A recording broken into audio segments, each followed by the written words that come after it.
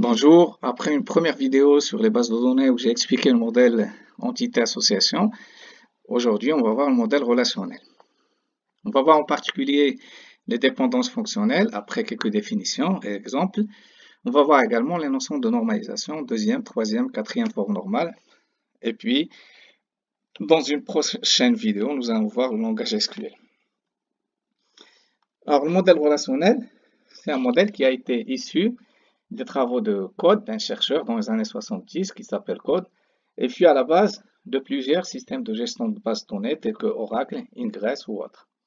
Il a l'avantage de représenter à la fois les objets du réel, par exemple une personne, une voiture, etc., et les liens, par exemple le lien enseignement, etc., de la même façon. Donc le modèle relationnel, il va représenter à la fois les objets du réel et les liens ou les associations de la même façon. Et le modèle de représentation adopté est extrêmement simple. C'est un tableau à deux dimensions. Donc, on va représenter à la fois les objets et à la fois les liens dans des tableaux à deux dimensions. Et qui dit tableau dit ligne et colonne. Donc, les colonnes représentent les propriétés de la relation. Ça peut être des attributs, par exemple, ou des champs. Et puis, les lignes vont représenter les valeurs ou les occurrences des attributs. On les appelle les nuples ou les tuples. Donc, une base de données, c'est un schéma de relation. Une base de données, ici, c'est un ensemble de relations. RI, elle a les attributs AI1, AI2 jusqu'à AIN. Et chaque attribut AI, il appartient à un domaine DI. Ici, AI1 appartient au domaine DI1 et AIN appartient au domaine DIN. Par exemple, si par exemple j'ai l'entité personne, je peux avoir l'attribut nom qui est un string et l'attribut âge, par exemple, qui est un entier. Donc, une relation, c'est un ensemble qui contient le nom, les attributs et le domaine d'attributs, à la fois pour les objets et les liens, je l'ai dit tout à l'heure. Et donc, une table, c'est un ensemble d'objets ou de liens entre objets. Et le schéma de la base de données, c'est un ensemble de tables. À retenir également qu'une table ou un tableau ne peut contenir deux fois la même ligne. Ça veut dire l'enregistrement, il existe une fois dans la table. Je ne peux pas avoir un enregistrement qui est saisi à plusieurs fois dans la base de données. Et puis l'ordre des lignes est quelconque, ça veut dire qu'il n'y a pas d'ordre prédéfini des lignes. Ici, on a un exemple, c'est une table qui contient les noms, les prénoms, l'âge et numéro de CIN. Ça, c'est les attributs, les colonnes. Et puis les lignes, on a dit, c'est les nuples ou les tuples. Par exemple, Monsieur Bidochon, Robert, âgé de 62 ans, qui a ce numéro de sécu ou numéro de CIN et un élément de la base. Maintenant, voyons un exemple pour l'organisation des données en relation. On cherche à gérer un ensemble de fournisseurs qui produisent des articles. Plusieurs fournisseurs peuvent produire les mêmes articles, mais le prix de vente est librement fixé par chacun des fournisseurs. La question qui se pose, c'est définir les informations significatives permettant de connaître précisément les fournisseurs, les articles, mais aussi les liens qui existent entre eux.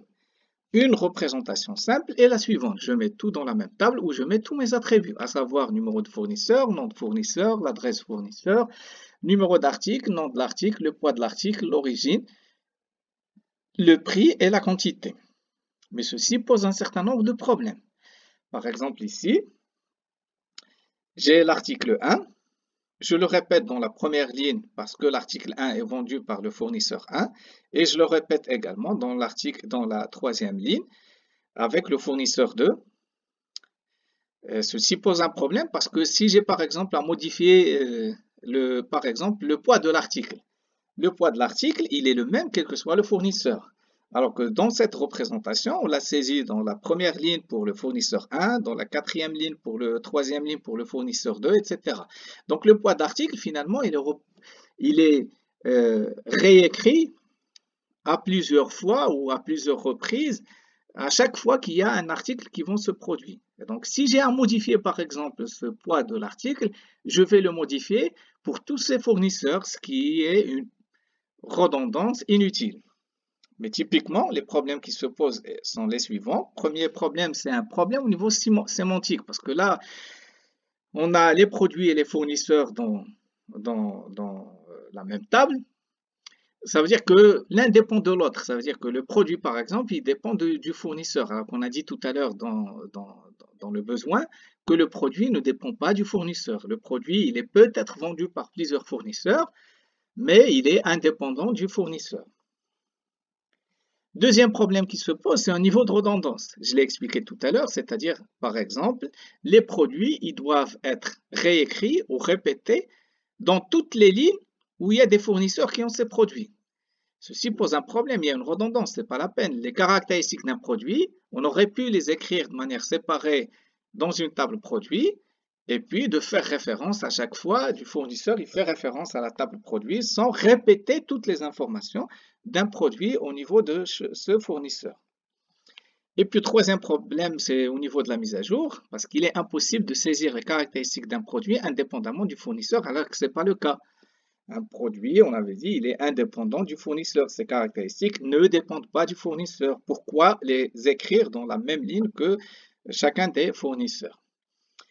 Alors, pour résoudre ces problèmes, on va appliquer un processus qui s'appelle la normalisation pour arriver, en réalité, à une des solutions qui est la suivante, arriver à trois tables.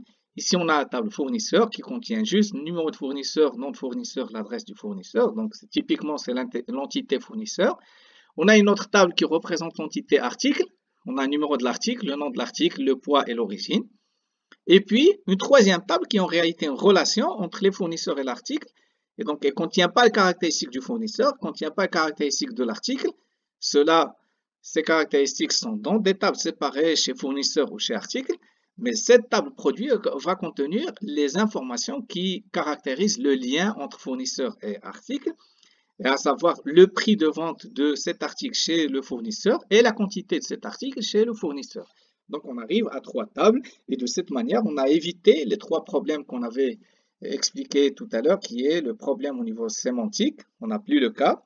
On a une table produit et une table fournisseur. Donc, chacun est indépendant, ne dépend pas de l'autre. Il n'y a plus de redondance parce qu'on ne répète pas les caractéristiques du produit chez les fournisseurs. Et puis, il n'y a pas de problème de mise à jour parce que si j'ai à modifier, par exemple, le poids de l'article, je le modifie juste de l'article A1, je le modifie juste ici au niveau de la première ligne de la table article où il y a l'article A1. Alors que si je reviens à la première présentation, c'est-à-dire celle-là, ben, le poids de l'article, je dois le modifier ici, je dois le modifier ici, la troisième ligne, la première ligne, et ainsi de suite. Voyons un autre exemple. Supposons qu'on a un enseignant qui n'enseigne que dans une matière et une matière est enseignée par plusieurs enseignants. Donc la matière ne dépend pas forcément de l'enseignant. Il est enseigné par plusieurs enseignants et qu'il y a 5 enseignants par matière, il dit matière par cursus. Pareil, comme tout à l'heure, la forme la plus triviale, c'est de représenter tout cela sous forme d'une seule table qui contient le numéro d'enseignant, le nom de l'enseignant, le numéro de la matière, le nom de la matière et le coefficient. Mais pareil, comme pour l'exemple tout à l'heure, on va voir les mêmes problèmes au niveau sémantique. On a matière et enseignant dans la même table, comme si matière dépend de l'enseignant, alors que dans le besoin, je répète ici, on avait dit une matière, elle est enseignée par plusieurs enseignants, donc elle ne dépend pas forcément de l'enseignant. Donc la clé enseignant identifie et caractérise dans cette représentation la relation et donc toutes les autres attributs de cette relation vont être vus comme des propriétés liées sémantiquement à cet attribut, c'est-à-dire au numéro de l'enseignement. Par exemple, coefficient et nom de la matière ne dépendent pas de l'enseignant, ils dépendent de la matière. Il y a un problème au niveau redondance parce que les caractéristiques d'une matière, à savoir le nom de la matière et le coefficient, devront être répétés autant de fois qu'il y a un enseignant. Dans notre exemple, ça va être 5 fois, alors que il n'y a pas de raison. Et puis un problème au niveau de la mise à jour parce qu'il est impossible de saisir les caractéristiques d'une matière si elle n'est pas rattachée à moins un enseignant. Parce qu'il faut que dans la ligne, il y ait l'enseignant qui est la clé. Et à partir de là, modifier par exemple les caractéristiques de la matière. Et donc si une matière existe sans qu'elle soit enseignée, il n'y a pas possibilité dans cette représentation de l'écrire. Toujours, également, problème au niveau de la mise à jour. S'il n'y a qu'un seul enseignant pour une matière et que cet enseignant part, donc le départ de cet enseignant implique la suppression de toutes les informations de la relation, parce qu'on avait dit La clé, c'est le numéro on a supposé que la clé, c'est le numéro de l'enseignant. Donc, l'enseignant, il part, donc je supprime cet enseignant. Et du coup, la matière, elle est supprimée avec lui, alors que ça ne devrait pas être le cas. Voilà. Donc, finalement, on arrive au problème. Comment modéliser le réel par un ensemble de tables, tout en garantissant les dépendances fonctionnelles. Et puis, on va utiliser des notions de clé et de normalisation. La première définition est la suivante. X flèche Y, ça se lit X détermine Y. Ça se lit également Y dépend fonctionnellement de X. Qu'est-ce que ça veut dire? Ça veut dire que X détermine Y ou Y dépend fonctionnellement de X si et seulement si à toute valeur de X dans la relation, elle va correspondre une et unique valeur de Y dans la relation. Ça veut dire qu'on ne peut pas trouver deux valeurs de Y qui correspondent à une seule valeur de X.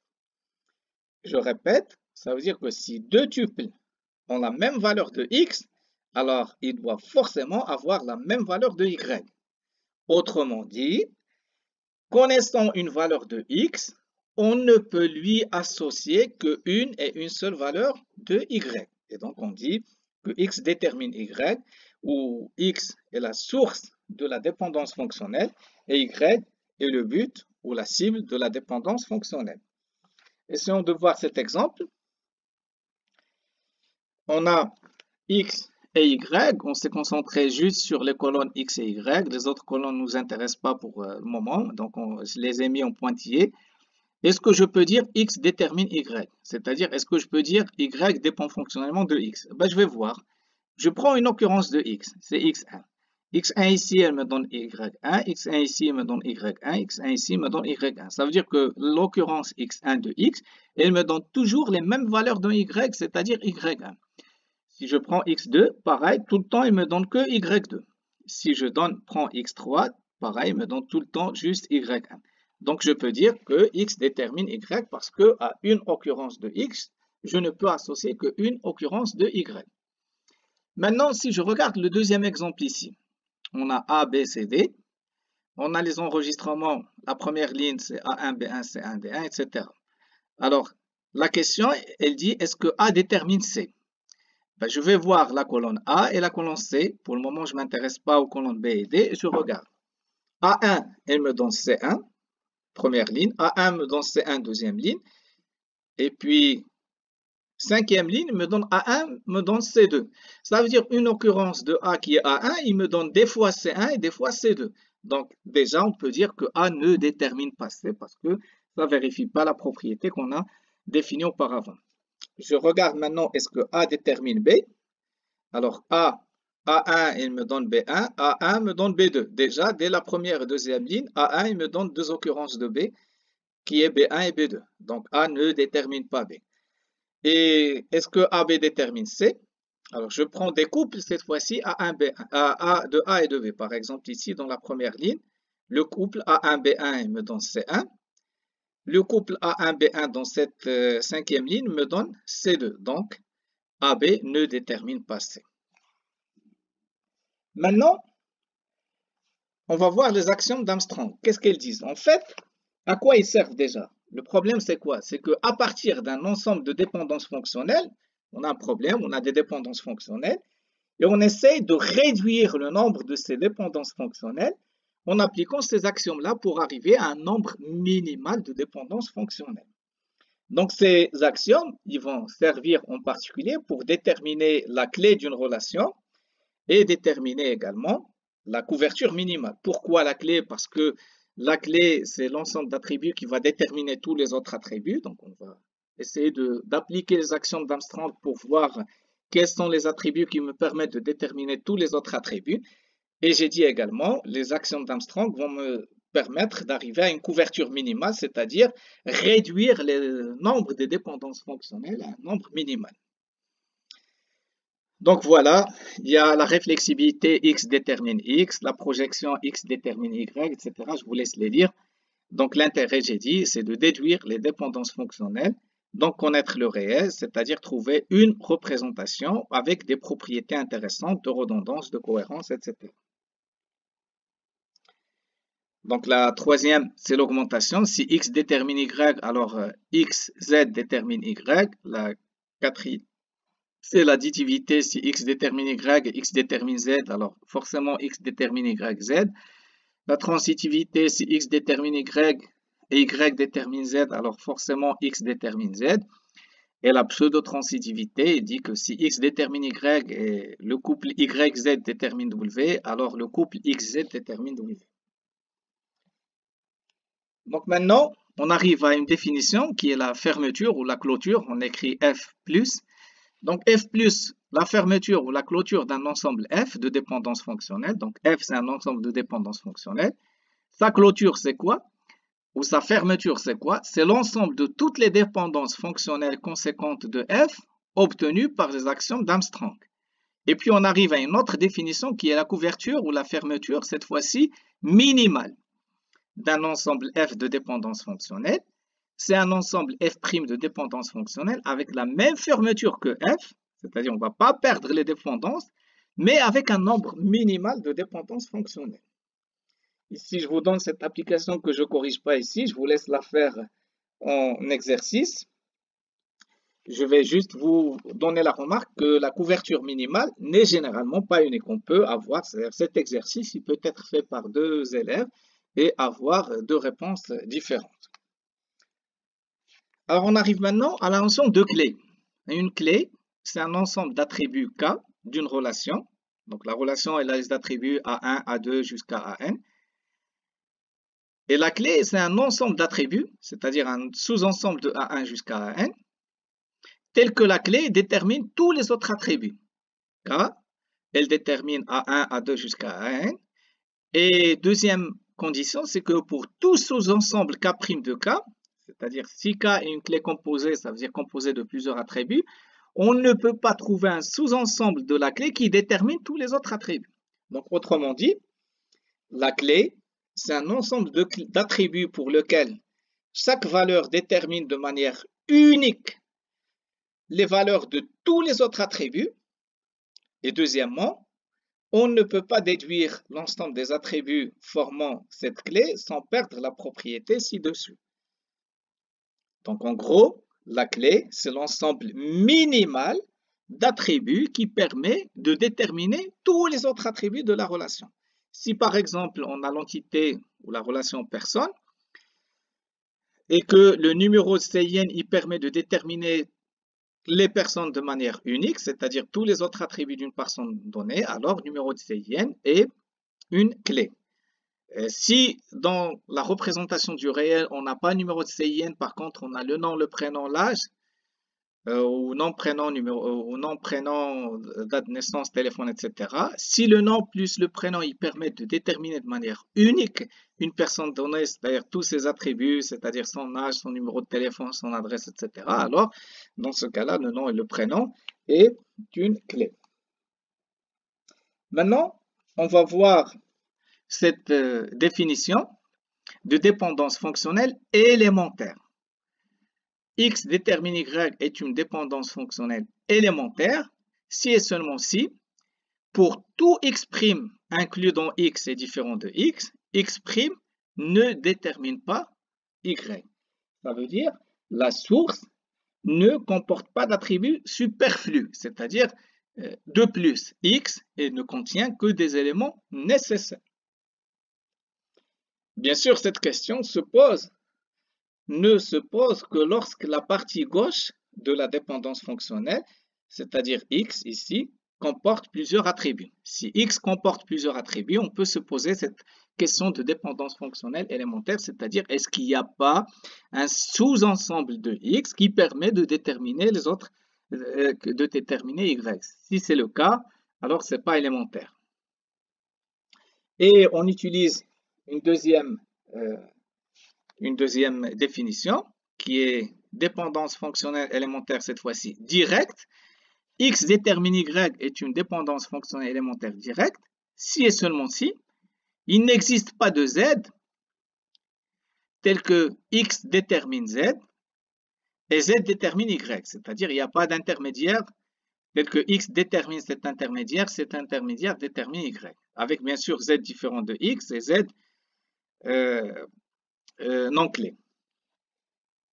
Donc en gros, A détermine B est une dépendance fonctionnelle élémentaire directe s'il n'existe aucun attribut C tel que, ou Z ici, tel que l'on puisse avoir A détermine C et C détermine B. En d'autres termes, cela signifie que la dépendance entre A et B ne peut pas être obtenue par transitivité. Il n'y a pas de transitivité.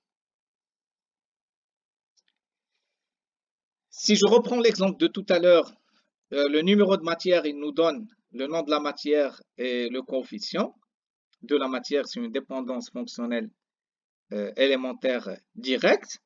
Par contre, si je prends la dépendance fonctionnelle, numéro d'enseignant détermine le nom de la matière, n'est pas direct. Pourquoi? Parce que le numéro d'enseignant, il détermine le numéro de la matière et le numéro de la matière détermine le nom de la matière. Donc, numéro d'enseignant détermine le nom de la matière n'est pas direct parce qu'on peut passer par le numéro de la matière et dans ce cas-là, la dépendance fonctionnelle n'est pas directe. Donc, la normalisation, c'est quoi? C'est un ensemble de dépendances fonctionnelles. Donc, le réel, on a dit, c'est un ensemble de dépendances fonctionnelles. Une relation R est égale à oméga, un ensemble de clés. Et donc, l'idée, la normalisation, c'est trouver une décomposition du réel, une décomposition de la relation en fonction du réel et de l'ensemble des clés, c'est-à-dire réduire les problèmes d'incohérence, de redondance, etc. Alors, prenons cet exemple. On a le fournisseur qui contient nom de fournisseur, adresse fournisseur, le numéro de l'article et le prix. Ici, par exemple, on a dit tout à l'heure, si je veux changer l'adresse d'un fournisseur, il y a un problème si elle est présente plusieurs fois. On dit anomalie de mise à jour parce qu'on doit mettre à jour cette adresse à chaque fois qu'on retrouve ce fournisseur dans notre table. Un fournisseur ne produit pas de pièces, ça c'est un autre problème, c'est l'anomalie d'insertion. Ben, si le fournisseur ne produit pas de pièces, dans la table, on a nom de fournisseur, adresse fournisseur, numéro de la pièce et le prix. Donc, comment stocker? Parce que c'est lié. Et troisième problème, détruire les tuples relatifs à une pièce donnée, là, ça va induire la possibilité de détruire les informations du fournisseur. C'est ce qu'on appelle anomalie de destruction. Donc, on va se baser sur la notion de décomposition. Donc, dans cet exemple ici, on a une table qui s'appelle fournisseur, il contient nom de fournisseur, adresse fournisseur, numéro de pièce et prix. Mais on va la décomposer, on va avoir deux tables cette fois-ci, une table fournisseur qui a le nom fournisseur, l'adresse fournisseur, et une autre table qui est produit, qui contient le nom de fournisseur, numéro de la pièce et le prix. Et ceci va résoudre les problèmes cités précédemment parce que par exemple ici, si j'ai à modifier l'adresse du fournisseur, je la modifie qu'une seule fois au niveau des lignes de la table fournisseur. Je n'ai pas à la modifier par exemple dans l'exemple précédent et je dois la modifier dans toutes les lignes où il y a ce nom de fournisseur. Donc la question qui se pose, c'est pourquoi cette décomposition? Ben, pour résoudre les problèmes qu'on a vus tout à l'heure, c'est-à-dire de mise à jour, d'insertion, d'incohérence, etc.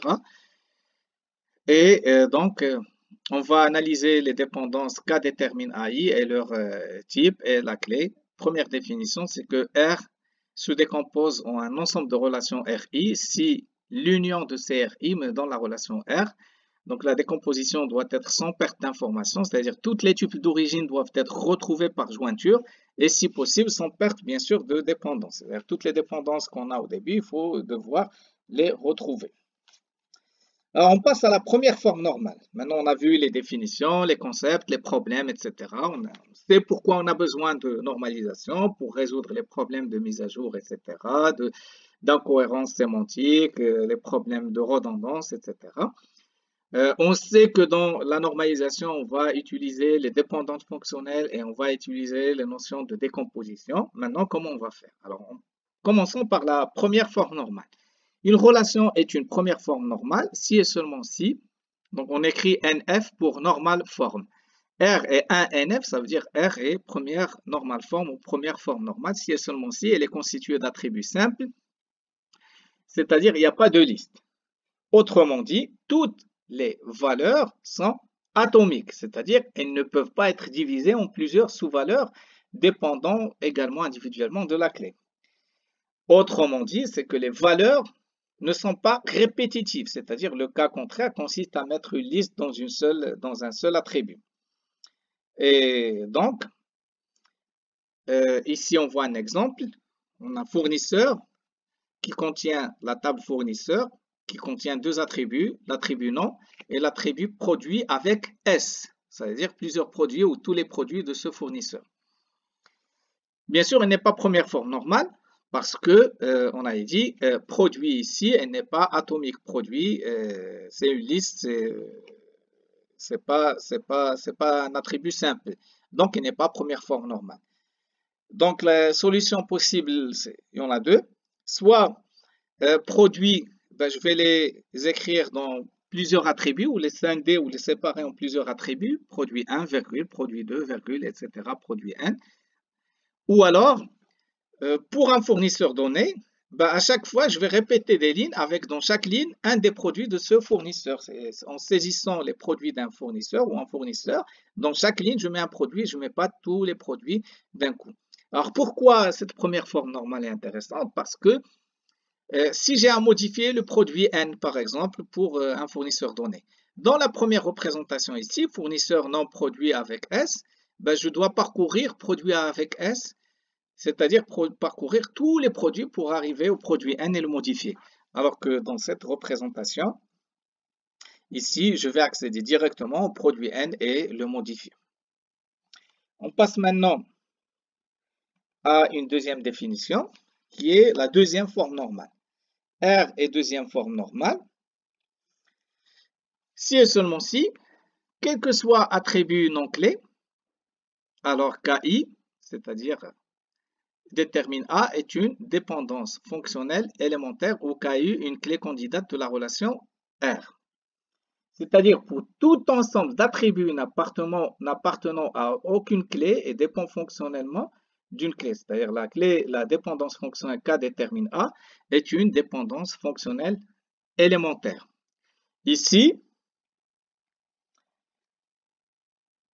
on a fournisseur qui contient numéro de fournisseur, nom de fournisseur, adresse fournisseur, numéro d'article, nom d'article et prix. Et on a les relations. Numéro de fournisseur où les dépendances déterminent le nom de fournisseur, adresse fournisseur. Numéro d'article détermine le nom de l'article. Numéro de fournisseur, numéro d'article détermine le prix. Alors la clé, quelle est la clé? La clé, on a dit, c'est l'ensemble d'attributs minimal qui permet de déterminer tous les autres attributs. Typiquement ici la clé, elle est composite et contient le numéro de fournisseur et le numéro d'article. Donc si j'ai le numéro de fournisseur, le numéro d'article, je peux déterminer tous les autres attributs. Est-ce que c'est première forme normale? Oui, parce que tous les attributs sont atomiques, il n'y a pas de liste. Est-ce que c'est deuxième forme normale? Non. Pourquoi? Parce que ici, je reviens à la définition. Je dis ici si et seulement si, quel que soit A n'est pas inclus dans KI, alors KI détermine A est une dépendance fonctionnelle élémentaire ou KI est une clé candidate de la relation.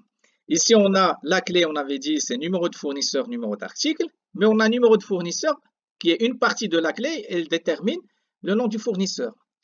Donc, dans ce cas-là, il y a un problème, ce n'est pas une dépendance fonctionnelle élémentaire. Et donc, elle n'est pas deuxième forme normale. Donc, qu'est-ce qu'on va faire? Ben, on va partitionner la relation en K est égal KI. Je répète, KI, c'est les clés candidates et C, c'est les autres attributs. R n'est pas deuxième forme normale, donc la relation KI détermine les autres attributs est une dépendance fonctionnelle non élémentaire. Ça veut dire quoi non élémentaire? Ça veut dire qu'il existe une partie de la clé qui est K'I, tel que K'I détermine certains attributs est une dépendance fonctionnelle élémentaire. Donc, qu'est-ce qu'on va faire? On va calculer la fermeture K'I détermine CJ, ça veut dire que je vais voir tous les autres attributs qui dépendent de K'I et je vais isoler cette dépendance dans une nouvelle relation. K'I, c'est 1, c'est-à-dire je vais voir cette K'I, c'est-à-dire la partie de la clé, et tous les attributs qui sont déterminés à partir de cette partie de la clé, je vais les isoler dans une table à part et je retire C1 de C dans R, c'est-à-dire je retire les attributs. Attention, je ne retire pas K'I. je retire juste les C1, c'est-à-dire les attributs qui sont déterminés par la clé, je les retire de la relation. Typiquement, si je reviens ici, j'ai numéro de fournisseur, donne, nom de fournisseur, adresse fournisseur. Donc, K'I, c'est numéro de fournisseur. Et les C1, c'est nom de fournisseur, adresse fournisseur. Je vais les isoler dans une table.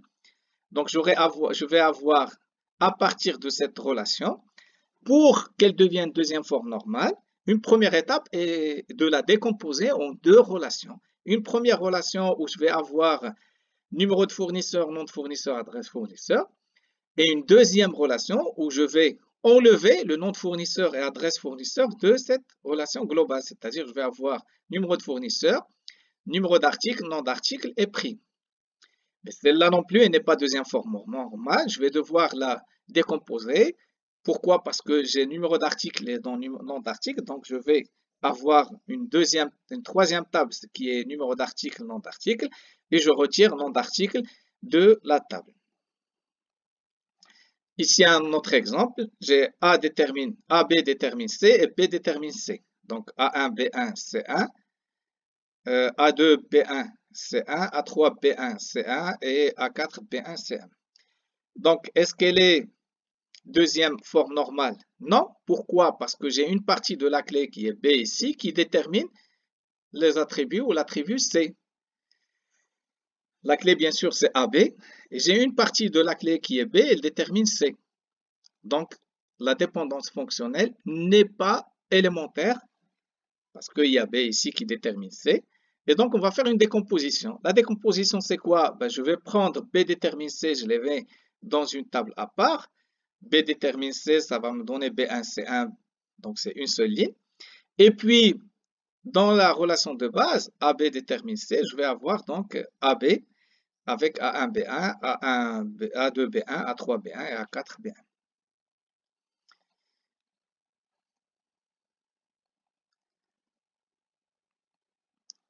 Donc ça, c'est un exemple. Je vous laisse le voir et c'est un exercice que je donne aux étudiants pour le faire. On passe maintenant à troisième forme normale. Alors, troisième forme normale. Ici, j'ai un exemple. Supposons que j'ai numéro de statut, il me donne le type, le nom, le conservateur, le nom du musée et la ville du musée. Et qu'en même temps, on a le nom du musée, il me donne le conservateur, et le nom du musée me donne la ville du musée. Est-ce qu'elle est deuxième forme normale? Ben oui, parce que la clé ici, c'est numéro de statut, elle est élémentaire, donc elle n'est pas composite, donc forcément, c'est deuxième forme normale.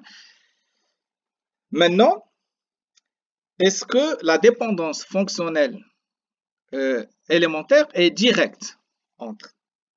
Non, parce qu'on a dépendance fonctionnelle élémentaire non directe entre numéro de statut et ville-musée. C'est-à-dire numéro de statut, elle me donne la ville du musée et le nom du musée. Et la numéro de statut me donne nom du musée et nom du musée il me donne ville-musée. Donc, elle n'est pas direct. Numéro de statut me donne le nom du musée et le nom du musée me donne la ville du musée, donc elle n'est pas directe. Et ceci pose un problème parce que le changement du nom du musée va conduire à un changement de toutes les statuts. C'est une anomalie de mise à jour. Si j'ajoute un couple nom du musée, ville-musée, ben, je vais avoir des problèmes s'il n'y a pas de statut, c'est une anomalie d'insertion. Et si je détruis les tuples relatifs à un statut, il y a une possibilité de détruire des informations. Nom musée et numéro du musée, c'est une anomalie de destruction. Et à partir de là, on définit les troisième forme normale. D'abord, avant de parler de troisième forme normale, je rappelle la définition dépendance fonctionnelle élémentaire directe. Direct, ça veut dire qu'il n'y a pas de transitivité. Ici, X détermine Y est direct, ça veut dire qu'il n'y a pas de Z tel que X détermine Z et Z détermine Y. Et à partir de là, je définis troisième forme normale. R, une relation une troisième forme normale, si et seulement si, quels que soient les cliquants des dates KI, et quel que soit A n'est pas inclus dans KI tel que KI détermine A, est une dépendance fonctionnelle élémentaire directe où KI est une clé candidate de la relation R. Donc ici, ça veut dire quoi? Ça veut dire que toutes les dépendances fonctionnelles entre la clé et les autres attributs sont des dépendances fonctionnelles élémentaires et directes.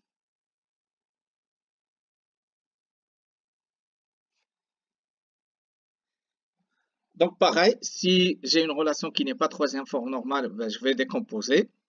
Pour qu'elle devienne troisième forme normale, la décomposition passe par les étapes suivantes. Étape 1, c'est initialisation, c'est-à-dire déterminer l'ensemble des attributs de la relation. Deuxièmement, analyser les contraintes et en déduire la fermeture, c'est-à-dire l'ensemble des dépendances fonctionnelles. Troisièmement, calculer la couverture minimale. Quatrièmement, calculer l'ensemble des clés candidates K. Deuxième étape, c'est décomposer en deuxième forme normale, on l'a vu. Donc, je choisis une dépendance K'I telle que une dépendance K'I détermine CJ, une dépendance fonctionnelle élémentaire. Je calcule la fermeture, je regroupe tous les attributs dans la nouvelle relation R2. J'enlève de la relation initiale tous les attributs en partie de droite des dépendances de FI n'intervenant pas dans d'autres dépendances que celles s'appliquant sur R2. Et je recommence sur les deux relations obtenues tant qu'on a obtenu une relation deuxième forme normale et tant que l'application de cet algorithme n'entraîne pas une perte de dépendance. Et puis pour la troisième forme normale, ben pareil, je choisis une dépendance telle que C'K détermine Cj qui ne soit pas direct, ça veut dire tel que KI détermine C'K et C'K détermine Cj, c'est-à-dire KI détermine Cj n'est pas direct. Je calcule la fermeture de cette C'K détermine Cj. Pareil, je regroupe les attributs dans une nouvelle relation. J'enlève de la relation tous les attributs en partie de droite et je recommence. Donc, ce n'est pas troisième forme normale. Donc, autrement dit, si j'ai à faire une décomposition, l'entrée, c'est le schéma relationnel. Donc, l'algorithme est le suivant. Donc, c'est l'ensemble d'attributs et les dépendances fonctionnelles. La sortie, c'est une ou plusieurs relations en troisième forme normale dont la jointure redonne la relation initiale. Et le principe de l'algorithme, c'est la construction d'un arbre binaire tel que la racine, c'est la relation à décomposer, c'est-à-dire l'arbre se construit récursivement, étape par étape. Premièrement, on choisit une dépendance fonctionnelle dans l'ensemble E des dépendances fonctionnelles. Le fils gauche de la racine, c'est la relation composée de tous les attributs de DFI. Et DFI est retiré de l'ensemble E, c'est-à-dire on la met de droite à droite. Et le fils droite, c'est la relation composée de tous les attributs de la racine, excepté ceux présents en partie droite de DFI. Donc ici, je prends un exemple. J'ai la relation où j'ai mis toutes mes dépendances fonctionnelles et toutes mes entités. Voici l'ensemble des dépendances fonctionnelles élémentaires engendrées. On a donc trois clés potentielles, Hn, Ph et Hy. Hn détermine, en appliquant bien sûr les relations d'axiomes, les axiomes d'Armstrong, on a Hn détermine Pty, Ph détermine Tyn et Hy détermine Npt. Donc les attributs clés sont Hn, Py et les attributs non clés c'est T. Est-ce qu'elle est deuxième forme normale? Non, car pH détermine T n'est pas une dépendance fonctionnelle élémentaire. On n'a pas P détermine, on a bien P détermine T, et donc cette relation n'est pas élémentaire. On a pH détermine T, mais également P détermine T, donc H est superflu ici dans la clé. Donc je prends cette relation P détermine T, je l'isole, ça me donne une relation, et à partir de cette relation initiale, j'enlève la partie droite, c'est-à-dire T. Et ça va me donner une deuxième relation R2 PHNY, c'est-à-dire sans la partie droite de ici de P détermine T.